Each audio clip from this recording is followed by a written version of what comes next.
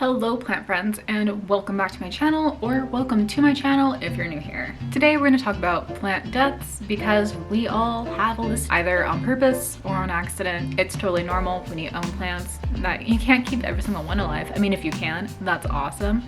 But me, I definitely have the list of plants that I've killed, especially in the beginning of my plant journey. Even now, I still have a couple of plants that I've killed that I just cannot own because they do not do well in my environment, or I am too much of a neglectful person. There are some plants on this list that I miss, and there are some plants that deserve burn. Let's start off with plant number one, my nerve plant, my Photonia. This plant is so cute. I love Photonia, but Photonia do not love me. At that time, I didn't have a greenhouse, and I tried the cloche method, and I also left the Photonia right by my humidifier, and it just wasn't enough humidity to keep that plant happy. I know people leave Photonias in the bathroom. I just don't have proper lighting in there at all whatsoever to keep that plant alive. My Photonia slowly but surely died. And yeah, I think it is just because of the environment not being what she likes. So, gosh, okay. I feel very lame because I live in Arizona, right? Cacti everywhere. I bought a cactus and I put it on my patio and it died, and I don't understand how that happened because, in case you don't know, Arizona is pretty bright, pretty hot, and we're known for our cacti.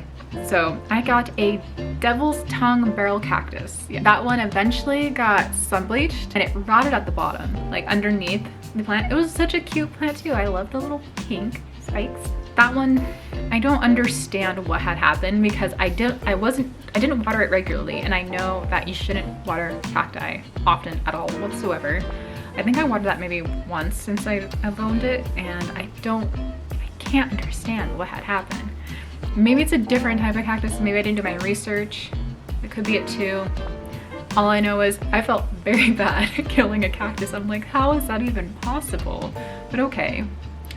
I also owned a euphorbia, and I put that one outside, which I figured out, don't do that. Not here, at least, not in Arizona. It was way too hot. Euphorbia and cacti are not the same, in case you're wondering. They're not, don't treat them the same. So I don't think I have a picture of that one because it was very short-lived. I got that one during the summer and it died that summer for sure. So it is what it is.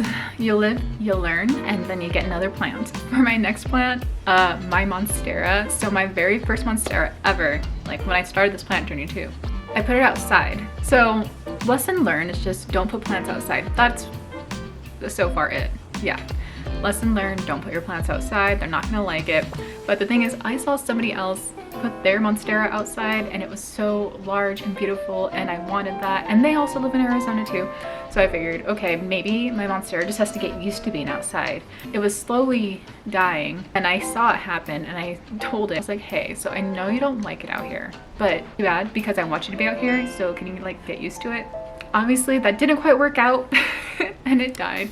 So yeah, I'm just never putting a plant outside again. All right. Calatheas. Love them, also love to hate them. I've had a Calathea rattlesnake, Calathea warzowickii, a Calathea rufobarba, and they died. A little bit of neglect, a little bit of, I don't know what's going on. Like the Calathea rattlesnake I got when I first started getting into houseplants. So that was before I kind of realized that they need humidity to live, or at least to not crisp up. My warzowickii, that one kept losing leaves. Even when I had it by the humidifier, it just stopped liking me after a while. I don't know what went wrong, but we just kind of ended things, I guess. So I ignored her, and then she died. I'm gonna be honest, the same thing happened with my rufobarba. I kind of got tired of dealing with Calathea, so I'm never gonna own one again. I mean, I say that, but then I look at trio stars and I'm like, wow, that's a really nice plant. I think there's also like the magic star that I think is really cute too. The only one that I have now is the Calathea mosaic. It is like the easiest one to care for if you want a Calathea but you're kind of scared to own one. Get a mosaica. Yeah, I don't even know if, I don't think they're hard to come by. They're just so popular now. So definitely get one. And then my next plant. So here's a plant that really breaks my heart every time I think about it. Philodendron melanochrysum verrucosum. I got this plant for a fraction of the price that it's sold for now. I know how much they go for now, and I'm bothered because I'm probably never gonna own that plant again. It's so expensive. There's just some plants I'm just like, this price is outrageous. I say as I own a Thai constellation. This one, I don't really know what I did wrong because this was well over a year that I like had plants and stuff too. So I know what I'm doing, except maybe not, I don't know. But this one, I made sure the watering was consistent. I made sure it had a good amount of light. I also made sure it had a good amount of humidity. I know this plant didn't really necessarily need it, but I still had it by humidifier anyways. And it died. It lost every single leaf. I checked for root rot, and I'm not really sure what had happened. I'm gonna be honest. I'm sure I did something. I tried to figure it out. I did the whole humidity bag trick. Yeah, the bag trick didn't work for me. It rotted, but that was all, that part, that was my bad because I was silly and I didn't let the thing air out. Like, come on, we all know plants need airflow. Anyways, yeah, so whatever.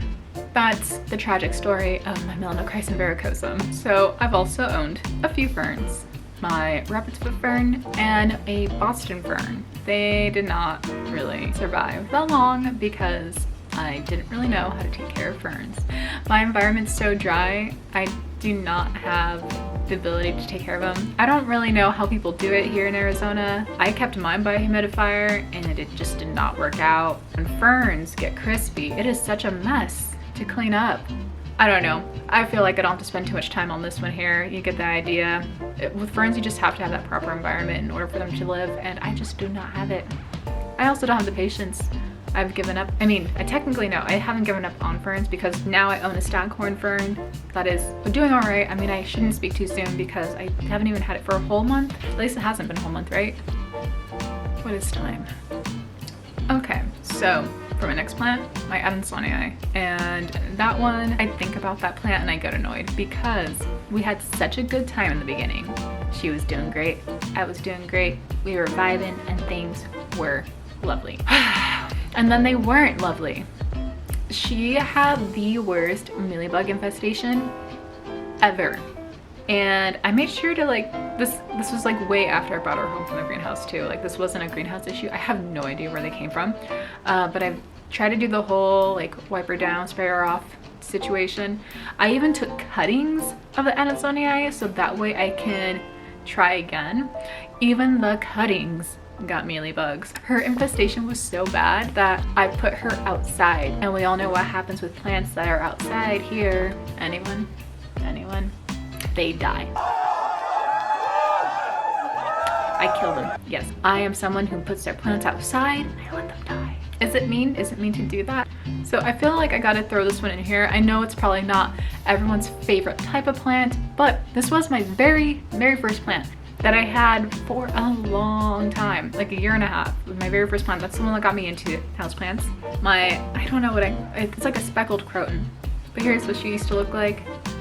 And for my 1-year plant anniversary, I even made sure my nails matched her foliage. It was my OG. I feel so bad for treating my first plant like this, but what had happened was she kind of got pushed to the side.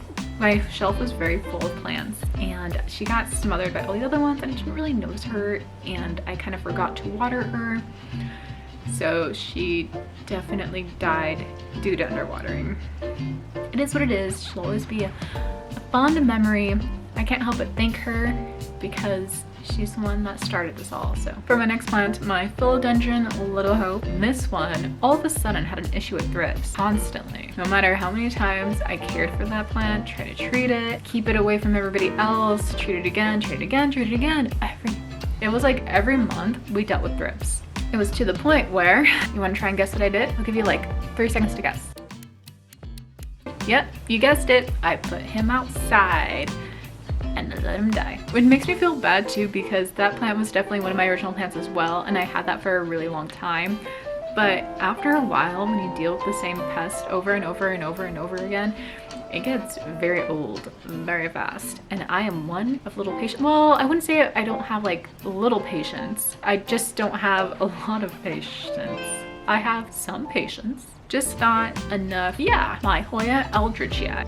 So this is another one on the list that I really miss a lot, and I'm not 100% sure what I did wrong. So I posted this on a forum, like, hey, does anybody know what's going on with my Hoya? Because it was doing fine at first, and then it started to crisp like bad.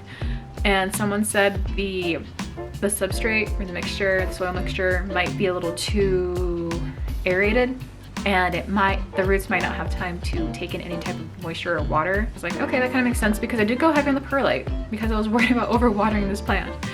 So I switched out the substrate, and then it kept declining. And I was like, okay, maybe it's the same environment.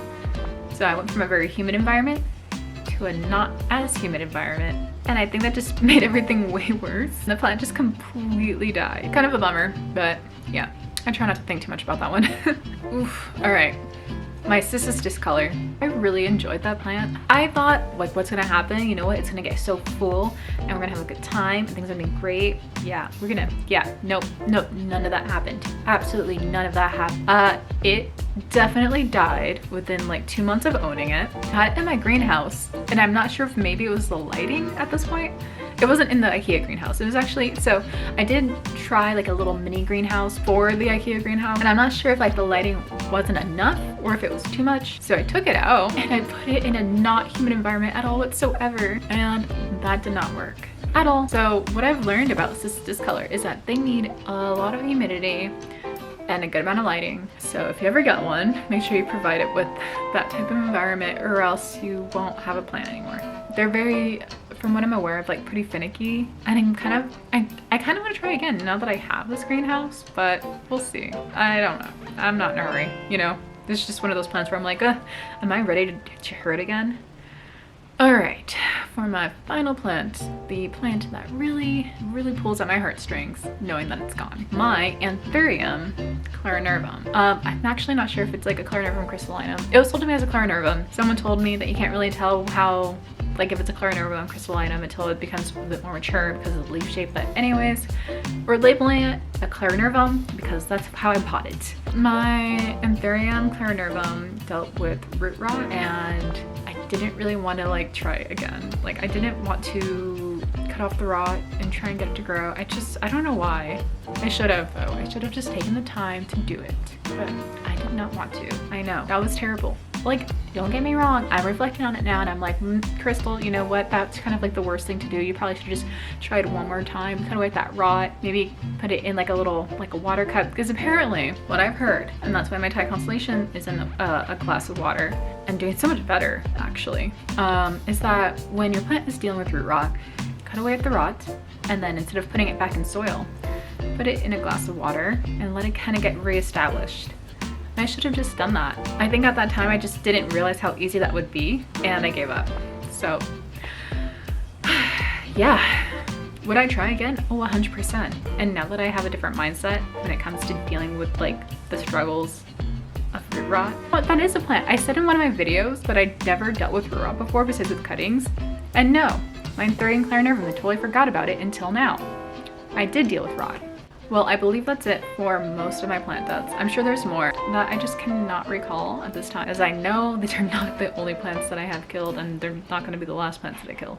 Don't feel bad, just learn from your mistakes and try again in the future if you want to, or don't. Maybe I'll do a part 2 of other plants that I've killed. We shall see. I hope you enjoyed this, and I hope you feel a little bit better about any plants that have said goodbye in your care. Let me know what plants that you've killed, either purposely or accidentally. We've all purposely killed a plant. At least one. I know.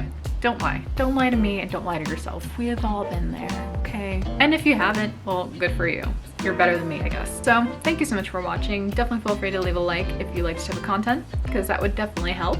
And also feel free to subscribe if you want to watch any future plant related videos. I don't know when I post, I just post whenever I feel like it. Thank you so much for watching. I really appreciate it, and I hope to see you in the next one. Bye.